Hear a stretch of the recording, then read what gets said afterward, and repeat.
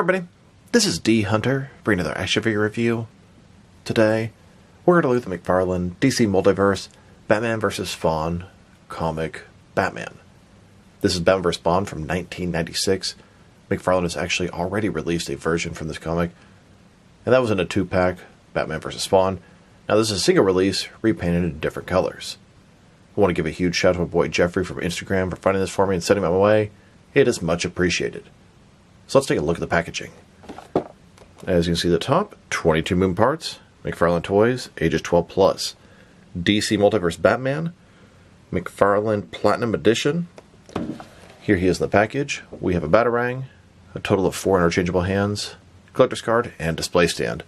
One side of the package, Batman from Batman and Spawn from 1996. Other side says Batman. At the bottom, there's his barcode, if that helps anybody. And at the back, here he is posed up from that comic. So with no further ado, let's open him up. And of course, I did get 2 of these figures, one of which to open and enjoy, the other one to keep unopened in my complete Batman and related unopened action figure collection. Here's a look at this Platinum Batman vs. Spawn Batman next to the regular version. This from the 2-pack Batman vs. Spawn. On the left, we have the regular release, and on the right, the Autograph Series release. Now, before we dig into the figures, let's talk about the Batman Spawn comic. So this is a newer comic. Here's the copy. Batman Spawn, McFarlane, Capullo, McCaig. You see the Batman logo, the Spawn logo at the top. This is specifically what this 2-pack is based off of. This is the main cover. Of course, I have many cover variants. Here's one cover variant, Batman, on top of Spawn. Here's another cover variant, different artists. All looks fantastic. Here's another cover variant, Batman Spawn. Those long, exaggerated capes. Another cover variant, Batman Spawn in the graveyard. Another cover variant, large Batman head, Spawn mask off. Another cover variant, Spawn, all his chains, Batman. Another cover variant, Batman here, with Spawn in the background, city background. Another cover variant, we have these enormous McFarlane style capes. Look at that. And another cover variant, Batman and Spawn. Here is a blank cover variant. And then here is sort of a transparent cover variant. You can see Spawn on the first half, Batman on the second half. Pretty nice effect. And then beyond that, we have the original Spawn and Batman comic and the original Batman and Spawn comic. Alright, now that we get this figure out of the package, here he is with all the accessories laid out. We have a display stand, a collector's card, a total of 4 interchangeable hands, and a Batarang. Before we take a look at all that, let's talk about and check out the figure. So this is Batman from the Batman vs. Spawn comic from 1996. They had another recent crossover, I think in like 2023. This is from the original one. And originally they made that figure, but it was in a 2-pack in much darker color scheme. This is much lighter and much more accurate to those comics. It's done with the 3 Jokers or Batman Hush body.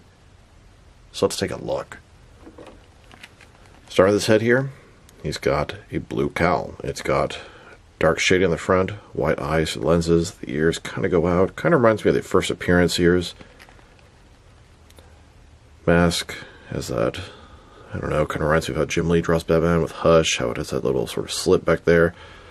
Very stern expression. It's a great looking Batman head.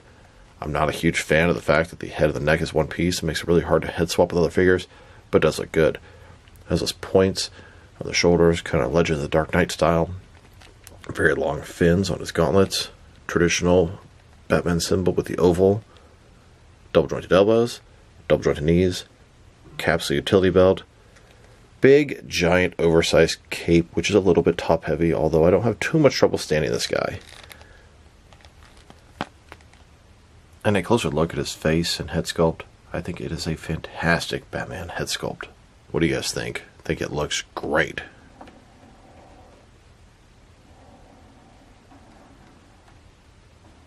The ears, the paint job, the expression, it is all there. And then here's the figure, broken down as far as he can go, with all of his removable parts detached. Now let's check out his accessories, starting off with the boring stuff. Here's his display stand, typical McFarlane display stand we've seen countless times before. And then we have his collector's card.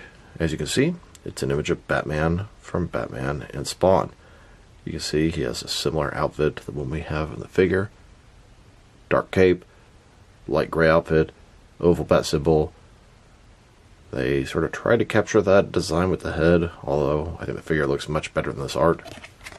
On the back, there is a description. If you want to read that, pause now. Now let's look at his hands. He has a total of 4 of them. 2 right hands and 2 left hands. Here he is with his first pair of hands. His left hand is a fist, his right hand a gripping hand. And here's his other pair of hands. These are some larger hands. Look like they could be some grabbing, choking, or throwing hands. And the inconsistency about the gloves bothers me. A pair of gripping hands has these lines on the gloves, and the other pair of hands does not. Now they've used this same set of hands with Year 2 Batman, and at least 1 or 2 other times.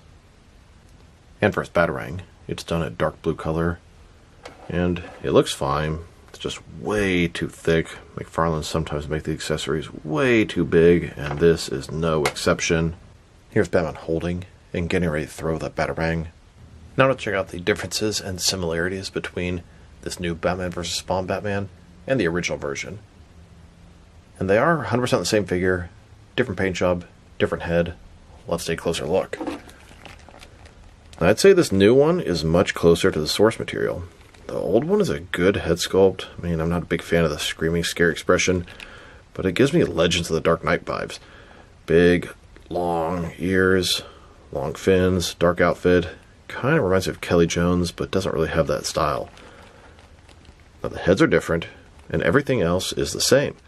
Light gray, dark blue, black.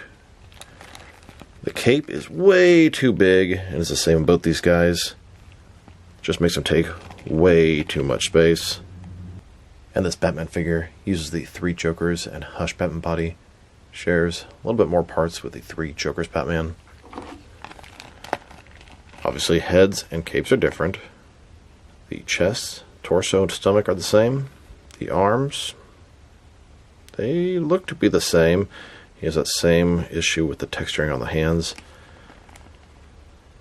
The diaper and belt look to be different.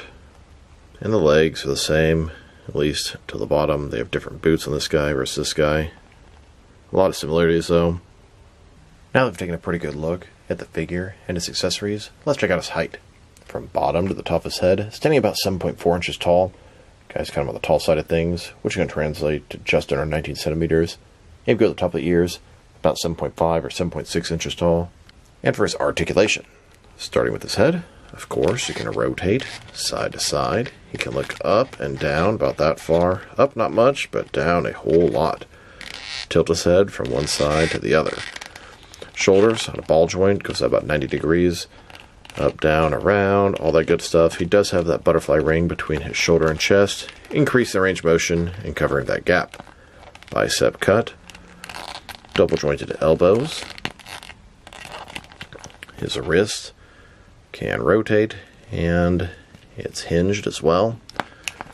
Ball joint his torso, rotate around, forward and back. Another one in his waist, rotate around, forward and back. Between the two, pretty good range of motion in the torso. Legs completely does the splits, McFarlane style hip joints. Rotation is good on him. Legs go forward about that much, back not very much. Double jointed knees, and then his ankle.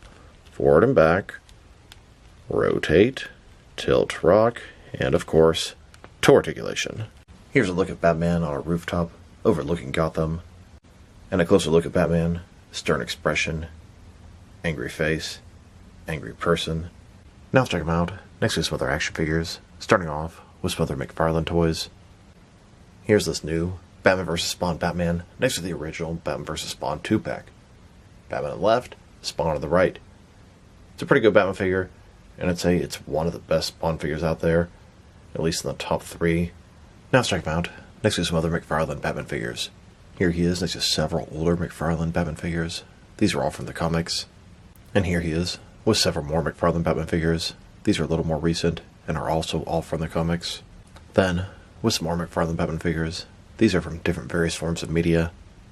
And since this Cyborg Superman is a Platinum Chase variant, I wanted to take a look at all the different McFarlane DC Multiverse Platinum Chase variants out there. Here are all the sort of older Platinum Chase variants. Gold, bronze, unpainted, and then some newer versions. And here's a look at the more modern McFarlane DC Multiverse Platinum variants. Pretty much all of these have come out in the past calendar year. And even though I have almost all of them, there's still a few I'm on the hunt for. Here is my Platinum want list of what's out right now.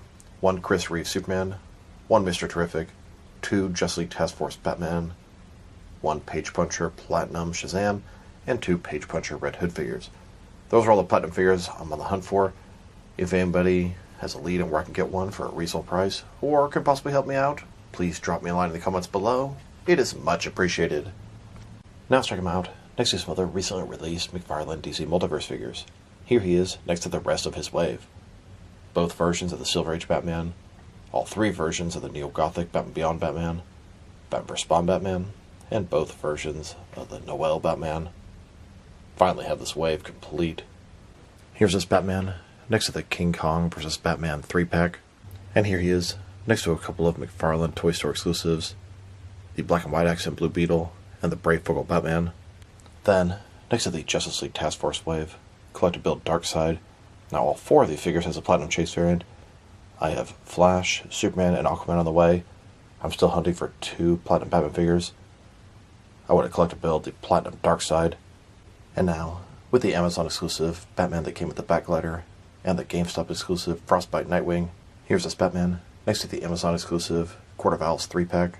And here he is with a couple of recent Mega figures, the Planet Ron Red Swamp Thing, and the Zack Snyder's Justice League Armored Darkseid. This is the one that came with a throne. And finally, here he is next to the 8th wave of McFarlane Collector's Edition figures, both the regular and Platinum Chase variants of Lightning Lad, Geoforce, Simon Baugh's Green Lantern, Grid, and the regular version Mr. Terrific. I currently have 9 of the 12 figures of this wave. I still need the Platinum Mr. Terrific, and both versions of the Chris Reeve Superman. Now let's check him out next to some action figures from different various companies, so we can see how he fits in both scale and style-wise, in case you want to know which lines you can mix him with. Since he's a McFarlane toy, they're typically the 7-inch scale. I'm going to start off my comparisons with some of the larger action figure lines I collect, and work way smaller, and I'm going to include as many Batman figures as I can during these comparisons. Since we already checked him out next to a bunch of other McFarlane Batman figures, here he is next to some more McFarlane toys. In front of you are 5 different action figure lines, all from McFarlane toys, all 7-inch scale. And now, with some Jack-specific wrestling figures, and some Diamond Select toys, here's Batman next to a bottle of Peach Crown. And here he is with some DC Direct and NECA Batman figures. Then, with both some Mattel and Jazzwares wrestling figures. And now, with some Mezco and Mattel Batman figures. Next, with some Mafex and Hasbro Marvel Legends. And finally, with some SH Figure Arts and Jazzwares Fortnite figures. So overall, this is a pretty nice Batman figure. In fact, he's a really nice Batman figure. Here are my complaints. I don't like the fact that the head and neck is one solid piece, makes a hard head swap. My biggest complaint would be the cape. It's a little bit top heavy, but it's just way too big. He takes up way too much shelf space, and just makes him way too wide, hard to stand up with a bunch of other figures. That being said, he looks fantastic. The blue and gray is excellent. I like the head sculpt. I like the paint job. Little points on the shoulders. Some people like them, some people don't. But it's appropriate for some specific versions of Batman, this being one of them. If I were to rate this guy, first thought is an 8 out of 10. And I think maybe I should give him a 7.5. But I like him a lot. He's a great 90s Batman. So I'm going to give him that 8. It's a fantastic figure. I like the Hush and 3 Joker's body. Not as much as the Nightfall body, but a very close second. So this is D Hunter. Thank you for watching this video. If you liked the video, press like below. If you have anything you want to say with the video, add to the comment section. If you want to see additional action figure reviews from me, press subscribe. I do appreciate when you do that. Once again, this is D Hunter. Thank you for watching this video, and I will talk to you guys real soon.